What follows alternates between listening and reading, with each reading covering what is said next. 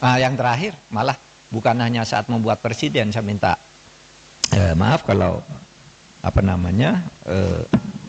menyebut kekisruhan belakangan ini apa yang banyak terjadi. Misalnya soal ijazah. Soal ijazah presiden ribut sampai sekarang, masif sekali gerakannya. Itu apakah tidak bisa ditangkal agar tidak sampai terjadi suatu saat hal-hal seperti itu? Soal ijazah presiden asli itu apa tidak, itu pelanggaran hukum atau pelanggaran etik? Ini sebenarnya tidak akan terjadi soal pelanggaran itu kalau undang-undangnya ketat. Mengatur, mengantisipasi agar itu tidak terjadi, dan kalau terjadi apa akibatnya. Misalnya kasus ijazah Pak Jokowi yang sekarang ini, saya ikut bicara sebentar kemarin. Saya tidak peduli apakah ijazah Pak Jokowi itu asli atau tidak. Saya tidak peduli karena itu tidak akan ada akibatnya terhadap proses ketatanegaraan kita. Dalam arti begini, taruhlah misalnya betul tuh ijazah Pak Jokowi palsu misalnya. Lalu ada yang mengatakan gini, kalau betul ijazah Pak Jokowi palsu, maka seluruh keputusan-keputusannya selama menjadi presiden itu batal, tidak sah. Saya bilang enggak lah. Apa hubungannya? Itu kan hukum tata negara. Kalau pidana iya. Pidananya bisa. Kalau terjadi pemalsuan, itu karena kebohongan. Kebohongan publik karena pemalsuan. Itu bisa, tapi pidana itu tidak menyangkut ketatanegaraan ke orangnya. Kalau ketatanegaraan misalnya pengadilan memutuskan hari ini, presiden kemarin ijazahnya palsu, maka semua keputusan saya bubar negara ini. Undang-undang pemilu dia yang buat, pemilunya udah selesai. Yang tanda tangan tuh presiden. Apa tidak sah? Yang mengangkat hakim-hakim tuh tanda tangannya presiden, hakim MK, hakim MA. Apa putusannya batal semua? Pengangkatan menteri udah diangkat oleh presiden, tidak sah. Apa batal semua itu kebijakan perjanjian internasional dan sebagainya? Enggak. Tidak bakal tidak sah. Karena apa? Kalau pendekatannya hukum tata negara dan hukum administrasi negara, itu dalilnya itu keputusan yang sudah dibuat secara sah oleh kedua belah pihak, itu harus dijamin kepastian hukumnya.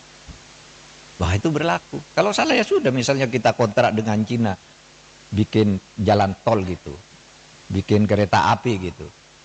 Karena kita tidak senang lalu mau batal, ya Cinanya tidak mau. Kita terikat oleh hukum internasional juga dalam sengketa internasional. Atau kampus-kampus ini menjadi tidak sah semua ijazahnya. Karena apa? Yang mengangkat menteri, rektornya yang menandatangani ijazah itu. Menteri itu diangkat oleh presiden. Oleh sebab itu jangan terlalu ngelantur. Bicara keabsahan ijazah presiden kok dibilang lalu keputusannya tidak sah. Karena saya mengatakan begini, ini ada aja yang nanggapi. Saya lihat di TikTok. Seakan-akan apa? Mahfud MD sekarang sudah berubah. Sudah mendukung Pak Jokowi. Dia mengatakan bahwa kalau ijazahnya Pak Jokowi palsu, keputusannya tidak batal. Lah iyalah, bukan karena mendukung, memang begitu. Coba, teori apa yang bisa menyatakan itu? Kecuali pidana ya. Kalau pidana personal, bukan pada keputusan ketatanegaraannya. Iya, saya bilang. Yang saya katakan begini, ada yang tanya juga, Pak Mahfud, Anda kok nggak ikut-ikut nih? Ikut dalam gerakan menggugat ijazahnya Pak Jokowi. Saya nggak punya kepentingan. Apa? Kepentingan saya tidak ada. Makanya itu ditolak. Ditolak oleh pengadilan tuh bukan karena pengadilannya salah. Gini, mari saya jelaskan. Biar nanti saudara, kalau mencari celah ngatur pelanggaran presiden yang terlanjur terjadi itu, di undang-undang kepresidenan mau diatur bagaimana.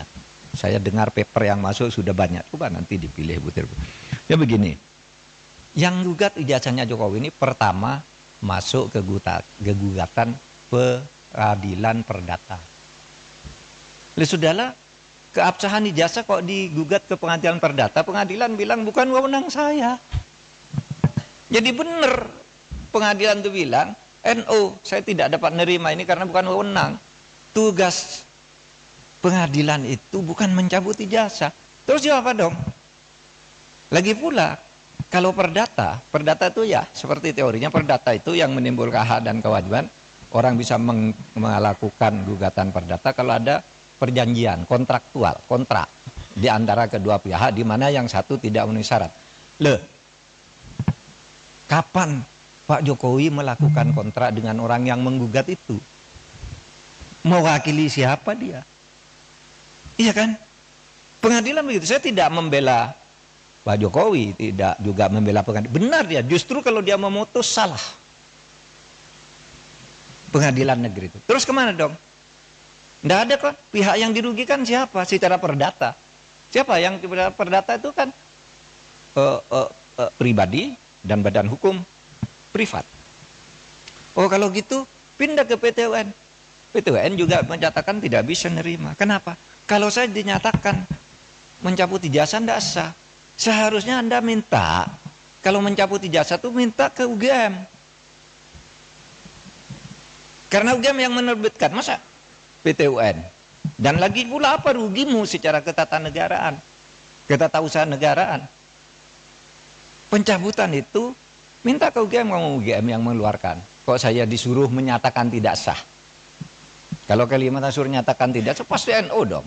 Kalau mungkin minta agar pengadilan memerintahkan UGM untuk mencabut gitu, itu jadi perkara, pihaknya jadi UGM. Maka saya bilang, wah UGM tidak usah melibatkan diri lah, apa buang-buang waktu begitu.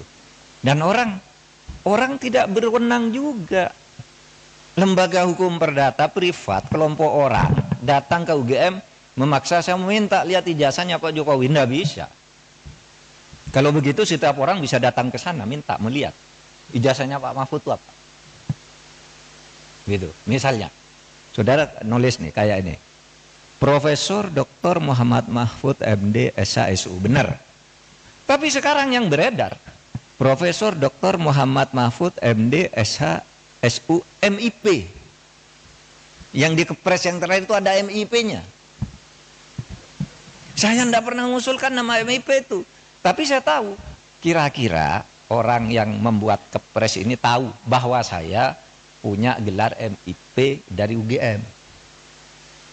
Tetapi MIP itu sudah ditulis di SU itu, karena saya lulus UGM S2 itu.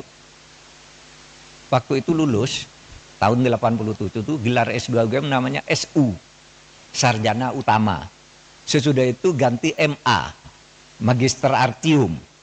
Sesudah itu berubah Magister Ilmu Politik, Magister Ilmu Hukum, Magister Ilmu Teknik, kayak gitu-gitu. Sebenarnya SU itu sudah mewakili MIP. Kalau orang lalu minta ke pengadilan cabut saya tidak masang sendiri, saya tidak tahu. Mungkin pada waktu itu yang ngetik kepres saya itu Pak Pratikno, karena saya lulusan di sekolahnya Pak Pratikno atau Pak Ari Dwi Payana. Nah, sebab itu sekarang saya katakan kalau gitu masuk ke pidana. Nah kalau ke pidana itu kan masuk ke pidana, malah yang dihukum orang yang menyebarkan berita bahwa ijazahnya palsu. Dihukum bener ya dihukum, masuk penjara 2 orang. Karena apa? Dianggap menyebarkan berita bohong. Sekarang masih di penjara, belum keluar. Malah yang punya ijazahnya tidak dipersoalkan. Sekarang jalurnya sudah masuk, tinggal politisnya bisa enggak?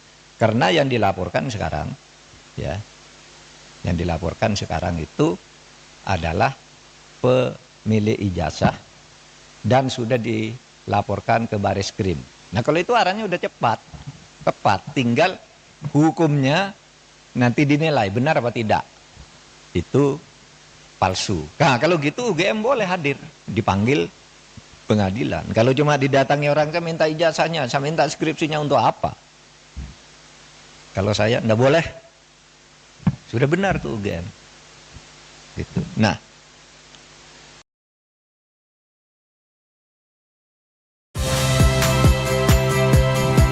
saya Cynthia Rompas. Saksikan program-program Kompas TV melalui siaran digital, pay TV, dan media streaming lainnya. Kompas TV, independen, terpercaya.